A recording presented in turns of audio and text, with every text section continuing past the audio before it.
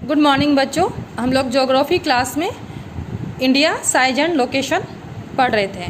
तो लोकेशन में हम लोग देखें कि इंडिया किस किस लैटिट्यूड के बीच है, किस किस लॉन्गिट्यूड के बीच में है।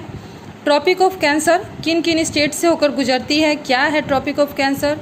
साइज मतलब एरिया क्या है, बाउंड्री मेन लैंड का बाउंड्री, कोस्टल लाइन, आइसलैंड को लेकर के बाउंड्री क्या है, स्टैंडर्ड मेरिडियन ऑफ इंडिया क्या है। तो ये टर्मिनोलॉजी आपको पता होना चाहिए। अगर आपको ये नहीं समझ में आया तो आप फिर से पूछ सकते हैं। अब हम लोग देखेंगे वर्ल्ड के एस्पेक्ट में इंडिया का लोकेशन क्या है। तो इसके लिए हम लोग वर्ल्ड मैप देखते हैं। ये वर्ल्ड मैप हुआ। अब इसमें इंडिया कहाँ है, एशिया कॉन्टिनेंट में है, तो एशिया यहाँ ये इंडिया है। ठीक है, इंडिया का लोकेशन एशिया कॉन्टिनेंट में है, जो कि साउथ में, ये नॉर्थ हुआ, ये साउथ, और ये ईस्ट एशिया और ये वेस्ट एशिया के बीच में है। और इसके नीचे की बात करें तो इंडियन ओशन है। अफ्रीका, एशिया और ऑस्ट्रेलिया के बीच जो ओशन है उसे इंडियन ओशन कहते हैं। इंडियन ओशन के थ्रू ये अफ्रीका मैरीटाइम से जुड़ा हुआ है, ऑस्ट्रेलिया से, ईस्ट एशिया से, वेस्ट एशिया से बहुत ही इजी वे में ये मैरीटाइम से कनेक्टेड है। बहुत ट्रेडिशनली जो था वो पहले लैंडमार्क से यूरोप और एशिया के बाकी कंट्री से जुड़ा हुआ था।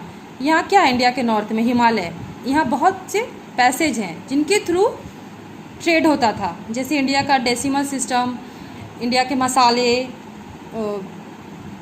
कॉटन, ये सब, और फिर बाहर से वेस्ट एशिया से स्कल्पचर जो है वो इंडिया में आया। और यहाँ एक पहले क्या था, यूरोप यहाँ है, इंडिया को अफ्रीका के नीचे से ये यूरोप का कनेक्शन हुआ। लेकिन 1969 में यहाँ रेड सी और मेडिटेरियन सी के बीच में ये जो है यहाँ एक कैनाल बना जिसको स्वेज कैनाल कहते हैं। ये बन जाने से इंडिया का यूरोप में इस रूट से ट्रेड हुआ।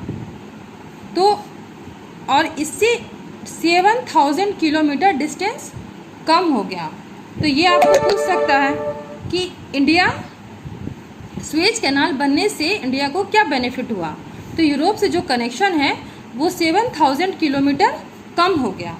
ठीक है, अब इंडिया का हम लोग इंडिया के नेबर की बात करते हैं कि इंडिया के नेबर में कौन कौन है। तो इसके लिए हम लोग एशिया का देखते हैं मैप।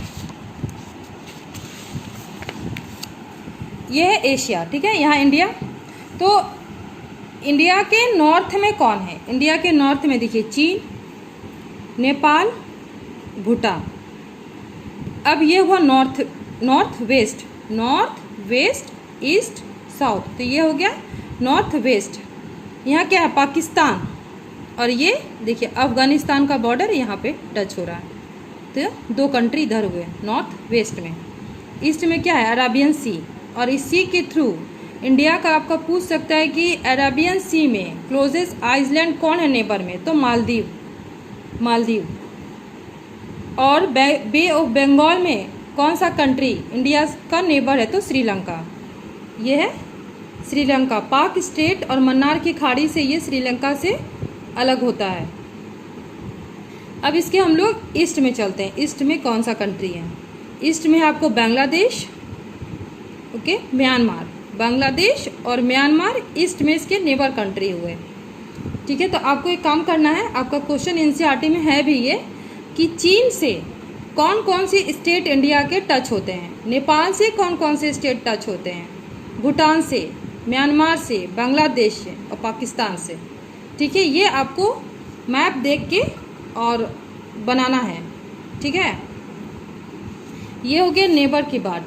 अब हम लोग इंडिया के स्टेट और यूनियन टेरिटरी की बात करते हैं।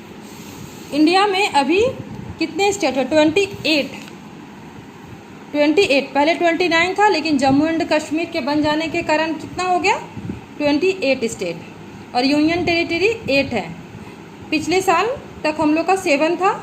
तो जम्मू एंड कश्मीर को देखिए, जम्मू एंड कश्मीर को यहाँ से ऐसे दो पार्ट करके, एक जम्मू एंड कश्मीर और लद्दाख, 2 यूनियन टेरिटरी बना दिया गया। तो 9 हो गए थे। लेकिन फिर जनवरी में जनवरी में यहाँ आपका दमन एवं दीव, दादर एवं नगर हवेली और दमन एवं दीव को मिला करके यहाँ दीव है। ये दोनों अलग अलग यूनियन टेरिटरी थे, इनको मिला करके एक कर दिया गया। तो फिर कितने हो गए? 8। 8 में कौन कौन हो गए? एक हो गया जम्मू कश्मीर, लद्दाख, दादर नगर हवेली, दमन एवं दीव। 3 दिल्ली और आपका पुडुचेरी, पांडिचेरी, फिर गोवा और एक चंडीगढ़, आपको चंडीगढ़ एक है, ठीक है। यहाँ तो हो गए ये 8 यूनियन टेरिटरी। अब आपको इसमें ये इंडिया के मैप से आप नेबर स्टेट का नाम लिखेंगे और फिर एक क्वेश्चन आपको है कि वेस्ट बे ऑफ बंगाल मतलब ईस्ट कोस्ट में कौन कौन से स्टेट हैं। तो आप मैप देख करके आसानी से इसको लिख सकते हैं। पश्चिम बंगाल, उड़ीसा, आंध्र प्रदेश, तमिलनाडु, ओके। और फिर वेस्ट कोस्ट में कौन कौन से स्टेट हैं, ठीक है। तो ये आपका पूरा चैप्टर इंडिया का साइज और लोकेशन खत्म हुआ। आप इसका सारा क्वेश्चन एनसीईआरटी का सॉल्व कीजिए। कहीं भी अगर दिक्कत होता है तो आराम से पूछ सकते हैं। Thank you. हाय फ्रेंड्स, ऐसे नए वीडियो देखने के लिए हमारे चैनल को सब्सक्राइब करें।